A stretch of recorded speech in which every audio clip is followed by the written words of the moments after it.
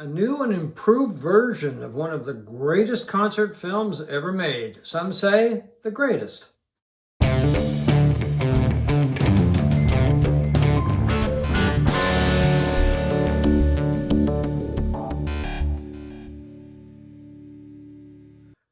Just back from seeing a brand new version of Stop Making Sense, the incredible film that was done by Talking Heads released back in 84? Yes, 84.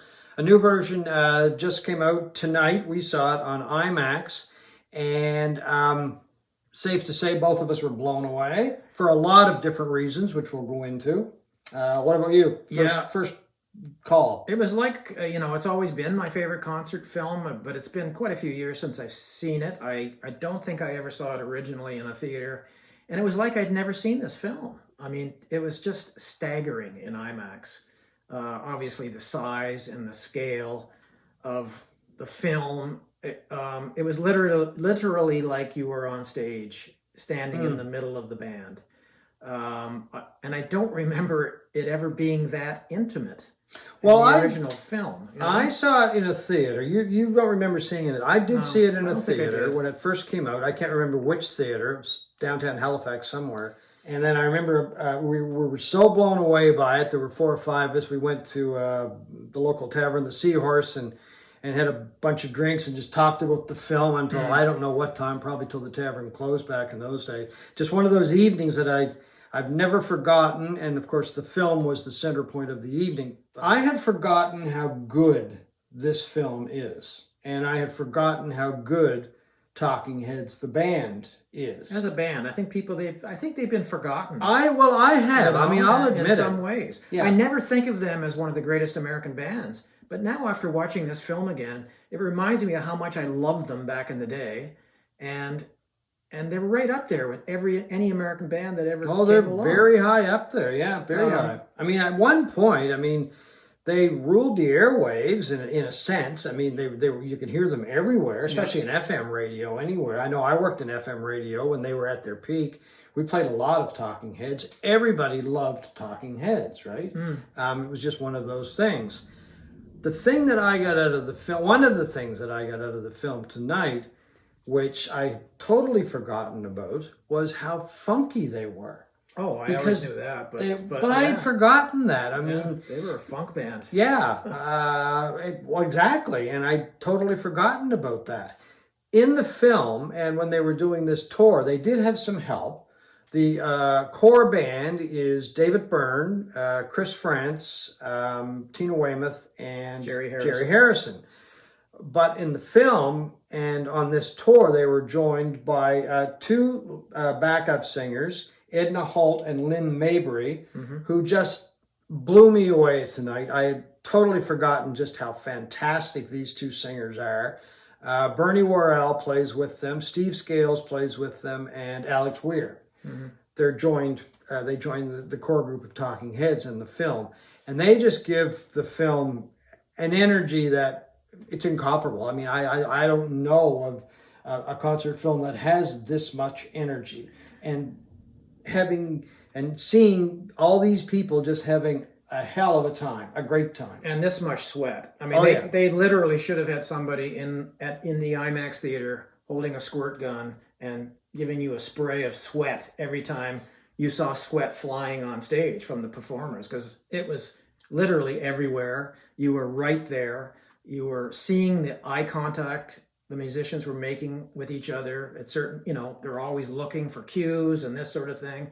And the smiles, I don't remember them smiling. No, me either. No, but that's in the other original thing I film. forgot. Yeah. I mean, but you said they were looking for cues when they were looking at each other. But I think they were also just amazed at each other and how much fun they were having up on stage. And we're pulling this off, and let's just keep it going because it's so much fun. And I can't say enough about Ednah, Holt, and Lynn Maybry. They were great. These 2 just blew me away. Yeah. We should say we haven't even mentioned Jonathan Demme, the filmmaker, the great American director who did movies like Silence of the Lambs, Philadelphia, movies like that. And he became a fan of Talking Heads, and he filmed them over 3 nights at the Pantages Theater in Los Angeles in December of '83.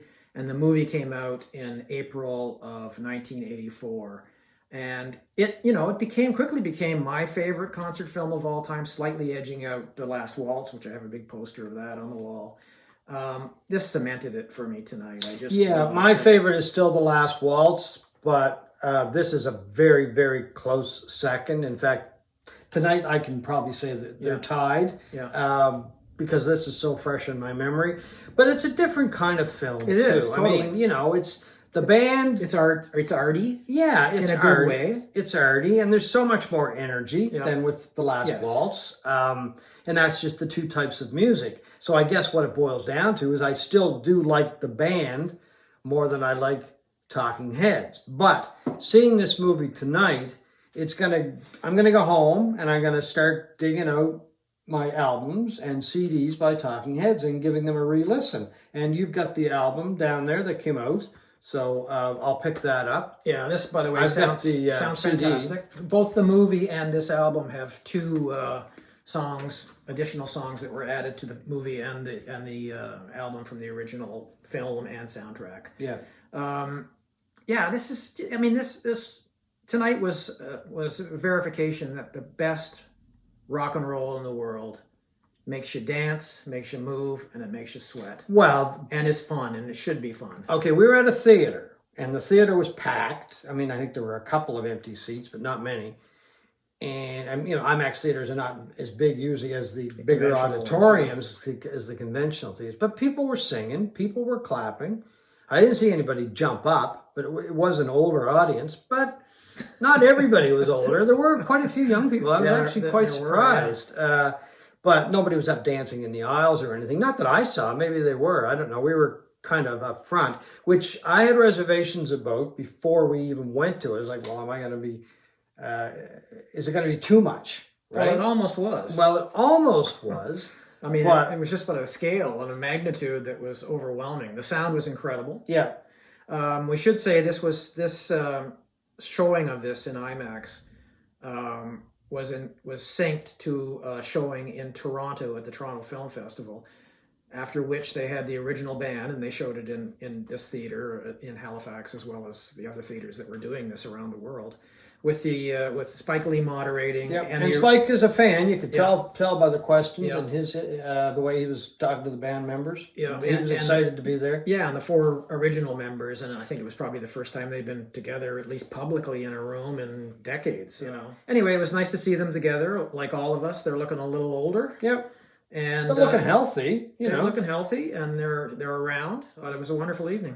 Oh yeah, it was just tremendous. The film, as Steve pointed out, it was an IMAX showing. It's going to be showed, I think, in IMAX theaters, or at IMAX theaters, and then in a few days, the 15th, I think, it begins, and as well as some regular theaters. And that's right. And then it's going to go into general release over the next little while. But in a nutshell, it was so great to see them in this film having so much fun with such great music.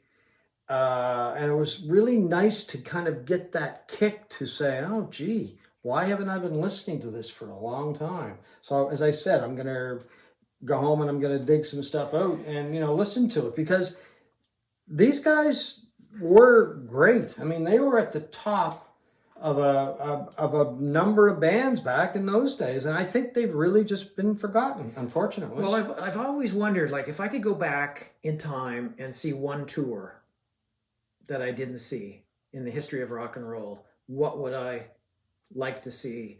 And I'm convinced after tonight, I've always sort of been leaning in this direction, but I wish I could have seen the Talking Heads on this tour. Well, I think I thought that years ago when I initially saw this film, but yeah, tonight just reinforces that. I'm with you. Unfortunately, we can't time travel yet. Not yet. They better get cracking on that. Anyway, both of us were just wildly enthusiastic about the film. This was just an incredible experience. I mean, it's just... this version, this new restored version, the sound is incredible, the video is incredible, and it's just a testament to just a wonderful tour back in those days with a lot of energy, a lot of funk, and just a group of people that are having one hell of a time. That way the audience has one hell of a time too. The Talking Heads, stop making sense.